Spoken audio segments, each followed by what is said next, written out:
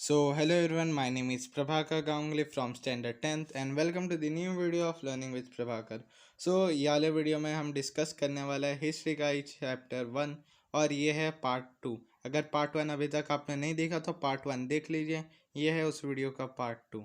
तो चलिए शुरू करते हैं। Role of Giuseppe Mazzini in unification of Italy. तो सबसे पहले ये जो गिस्प मसेनी था ये कौन था? सो इटालियन रिवॉल्यूशनरी बॉर्न इन गेनोया इन 1817 इन 1807। ये जो गिस्प मसेनी था ये एक इटालियन रिवॉल्यूशनरी था जो गेनोया में बॉर्न हुआ था 1807 में। फाउंडेड टू अंडरग्राउंड सोसाइटीज, इसने दो अंडरग्राउंड सोसाइटीज ढूंढे थे, पहला young Italy in Marseilles and then young Europe in Bern. So इसने दो अंडरग्राउंड सोसाइटीज डिस्कवर किए थे, ढूंढे थे, पहला था यंग इटली इन मार्सिलिस और दूसरा था young Europe in Bern. Believe that God had intended nation to be the natural units of mankind. So वो क्या बिलीव करता था? वो बिलीव करता था कि जो गॉड है उसने ये नेशन को as natural units of mankind बनाया है। मैजिनी ऑलवेज अपोज्ड मोनार्की, जो मैजिनी था वो हमेशा मोनार्की को अपोज करता रहा था। इस vision of setting up democratic and Republic has frightened the conservatives. जो उसका विज़न था कि डेमोक्रेटिक और रिपब्लिक सेटअप करना, ठीक है। तो इसी से डरते हुए जो कंजर्वेटिव्स थे, देयरफॉर तो मैटरनिक कुछ कहते हैं उसके बारे में। मैटरनिक क्या कहते हैं? Therefore Metternich described him as the most dangerous enemy of our social order. इसलिए जो मैटरनिक होता है, ड्यूक मैटरनिक, वो उसको as the dangerous enemy of our social order describe करते हैं, उसके बारे में कहता है। सो ये एक स्टेटमेंट है, ये आपको नोट करना पड़ेगा, याद करना पड़ेगा, ओके। उसके बाद आता है liberal revolutionaries. Revolutionaries led by liberal nationalist belonging to the educated middle class elite were professor, school teachers, clerks and members of commercial middle classes, okay. So ये सबसे पहले liberal revolutionaries. So liberal revolutionaries क्या होता है? सो जो revolutionary जो library nationalist द्वारा किया गया वो उसको बोलते हैं लाइब्रेरी रिवोल्यूशनरीज। सो ये लाइब्रेरीज में कौन कौन आते थे, कौन कौन ये ग्रुप को बिलोंग करते थे? So the people belonging to the educated middle class elite, जो एजुकेटेड मिडिल क्लास में थे। सम वर प्रोफेसर्स, कुछ प्रोफेसर्स थे, स्कूल टीचर्स थे and members of commercial middle classes, okay. Next topic, ये एक स्टेटमेंट है, ठीक है। स्टेटमेंट क्या है? When French sneeze the rest of Europe catches cold. ये एक स्टेटमेंट है, ओके। इसको हम दूसरे फॉर्म में भी क्या बोल सकते हैं? Effects of revolutionary upheaval in French in 1830। Upheaval मतलब क्या? बिग चेंजेस आए फ्रेंच में 1830। So this statement was made by Austrian chancellor Duke Metternich. ये जो स्टेटमेंट है इसको किसने, इस स्टेटमेंट को किसने दिया? तो इस स्टेटमेंट को दिया था ऑस्ट्रियन चांसलर ड्यूक मेटरनिक ने, ओके। सो ये उसका दूसरा स्टेटमेंट है, ये भी आपको याद रखना पड़ेगा। और ऐसा उसने क्यों बोला था? Because a small event in French has spread all over the Europe. So एक स्मॉल छोटा सा इवेंट जो फ्रेंच में हुआ था वो पूरे यूरोप में छा गया था। अभी revolutionaries led by liberal nationalities belonging to the educated middle class elite were professors, school teachers, clerks and members of commercial middle classes। तो इसमें रिवोल्यूशन के बारे में बता दिया गया जो लिबरल नेशनलिस्ट द्वारा किया गया था, ठीक है। उसके बाद third point, first appear took place in French in July 1830। So जो पहला सबसे बड़ा चेंज आया था वो आया था फ्रेंच में, कब आया था? जुलाई 1830 को। Bourbon kings were overthrown by liberal revolutionaries. जो बर्बन किंग्स है उन्हें हटा दिया गया बाय द रिवोल्यूशनरीज द्वारा। Constitutional monarchy was set up and was led by Louis Philippe. Constitution monarchy set up किया गया और उसको लुइस फिलिप लीड करने लगे, ओके। फिर Greek war of independence of treaty of Constantinople of 1832। सो इसमें, हाँ, इसमें ग्रीक वार ऑफ इंडिपेंडेंस है, ओके, और ट्रीटी ऑफ कॉन्स्टेंटिनोपल ऑफ 1832। ऐसा क्वेश्चन में कुछ भी आ सकता है, एक या तो ग्रीक वार ऑफ इंडिपेंडेंस के बारे में बोलने को आ सकता है या ट्रीटी ऑफ कॉन्स्टेंटिनोपल ऑफ 1832 के बारे में आ सकता है। दोनों टॉपिक्स अलग है लेकिन जो उसके पॉइंट्स है वो दोनों सेम ही है, ठीक है। So Greek had been part of the Ottoman empire since the 15th century. जो ग्रीक था वो ऑटोमन एम्पायर का पार्ट था सिंस 15th सेंचुरी से। Struggle for independence in Greek began in 1821। So जो इंडिपेंडेंस था ग्रीक का वो शुरू हुआ था 1821 में। The English poet Lord Byron organised fund and later went to fight in the war. So जो एक इंग्लिश पोएट थे लॉर्ड बेरॉन, जिसका नाम था लॉर्ड बेरॉन, उन्होंने फंड ऑर्गेनाइज किया और बाद में वो वॉर में चले गए फाइट करने के लिए, लेकिन but where he died due to fever in 1824। लेकिन उधर उनकी मौत हो गई, वो मर गए ड्यू टू फीवर, बुखार के वजह से 1824 में। Finally, the Treaty of Constantinople of 1832 recognized Greece as the independent nation. So finally, जो कॉन्स्टेंटिनोपल ऑफ 1832 था उसके वजह से जो ग्रीस था उसको एज इंडिपेंडेंट नेशन डिक्लेयर हुआ, आइडेंटिफाई किया गया। ओके, सो जो नेक्स्ट टॉपिक है वो है important contribution of romanticists of to national movement. ठीक है, सो ये रोमांटिसिट्स कौन थे? ठीक है, so romanticism was a cultural movement developed to spread nationalist sentiment through art and poetry, stories and music.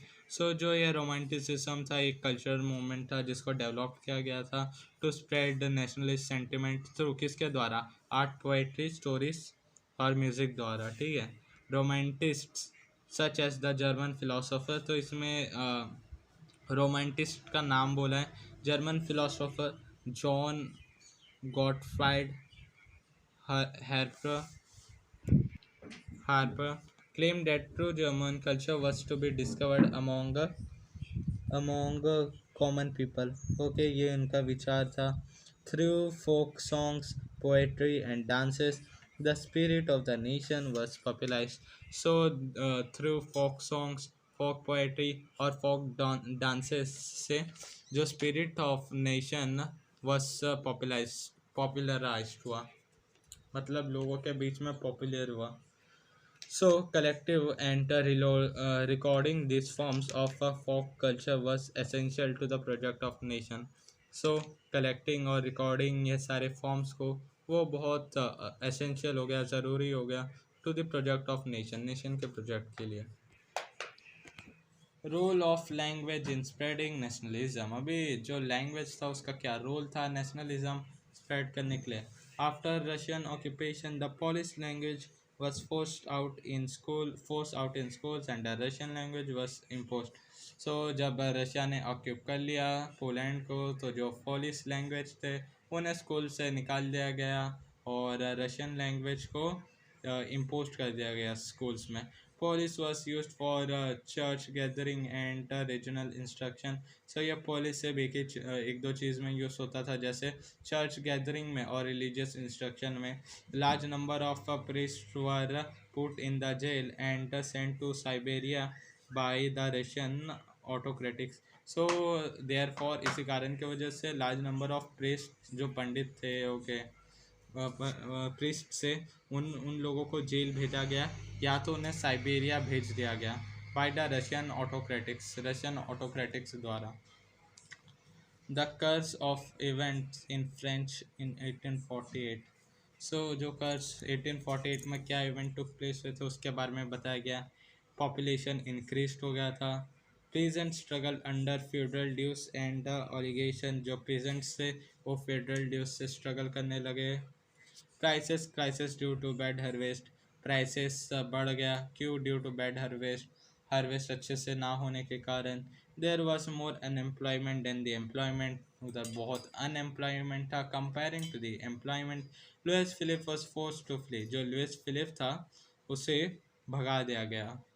ठीक है, लुइस फिलिप को क्या काम दिया था? लीड करने का काम दिया था ना लुइस फिलिप को, सो उसको भगा दिया गया। Explain the revolution of liberals in 1848। सो जो लाइब्रेरीज का रिवोल्यूशन था 1848 में उसको हमें एक्सप्लेन करना है। In 1848 revolution was led by the educated middle class group, ये हमें मालूम है। उनका डिमांड क्या था? Demanded abolition of the monarch का अबॉलिशन उनका डिमांड था। Proclaimed republic based on universal male suffrage. So उन्होंने क्या क्लेम किया कि जो रिपब्लिक होना चाहिए, वोटिंग होना चाहिए, वो on the base of universal male suffrage द्वारा होना चाहिए। ठीक है, अभी नेक्स्ट टॉपिक है द पॉलिटिकल आइडियाज। ओके, क्या क्या पॉलिटिकल आइडियाज थे? So in German regions a large number of political association whose members were middle class workers, professors, businessmen and prosperous artisans came together, साथ में आ गए थे in the city of Frankfurt city में साथ में आ गए थे and decided to vote for all German national associations. और डिसाइड किया कि वो सारे मिलकर वोट करेंगे किसको? नेशनल एसोसिएशंस को। सोशल आइडियाज़ क्या थे? A large number of women participated in the struggle for the right to vote. Large number of womens ने पार्टिसिपेट किया था, स्ट्रगल किया था राइट टू वोट का हक हासिल करने के लिए। Economic ideas, library struggle for abolition of serfdom and bonded labour. जो लाइब्रेरिस्ट थे वो भी सफ़र कर रहे थे, स्ट्रगल कर रहे थे, मेहनत कर रहे थे सर्फडम और बॉन्डेड लेबर को अबॉलिश करने के लिए, ख़त्म करने के लिए। उसके बाद आता है changes introduced after library revolution. क्या क्या चेंजेस इंट्रोड्यूस किया गया लाइब्रेरी रिवोल्यूशन के बाद? ठीक है, क्या क्या चेंजेस आए? So after 1848 the autocratic monarchies of central and eastern Europe began to introduce some changes. So 1848 के बाद जो ऑटोक्रेटिक मोनार्कीज थे सेंट्रल और ईस्टर्न यूरोप में, उन्होंने कुछ चेंजेस इंट्रोड्यूस किए। Serfdom and bonded labour were abolished in Russia. जो सर्फडम और बॉन्डेड लेबर थे वो उसको अबॉलिश कर दिया, रशिया में ख़त्म कर दिया गया।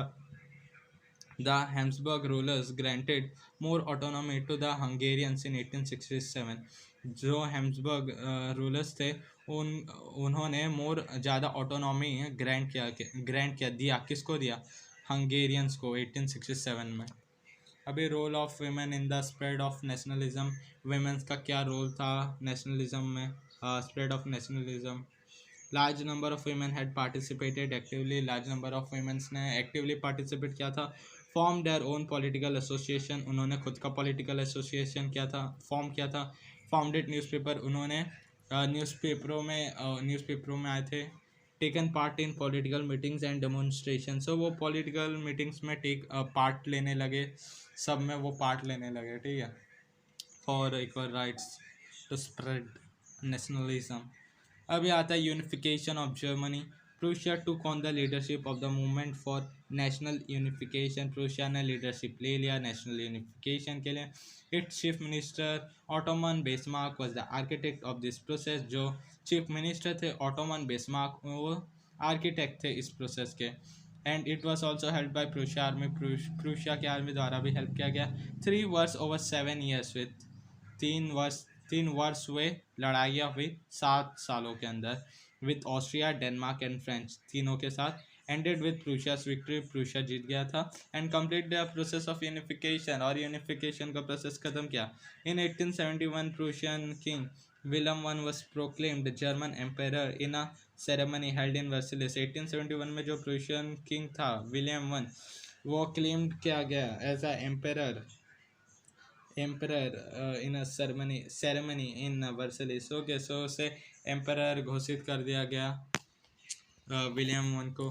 Cashier William one of Prussia was proclaimed as the head. जो केसियर विलियम वन था उसे हेड मान लिया गया।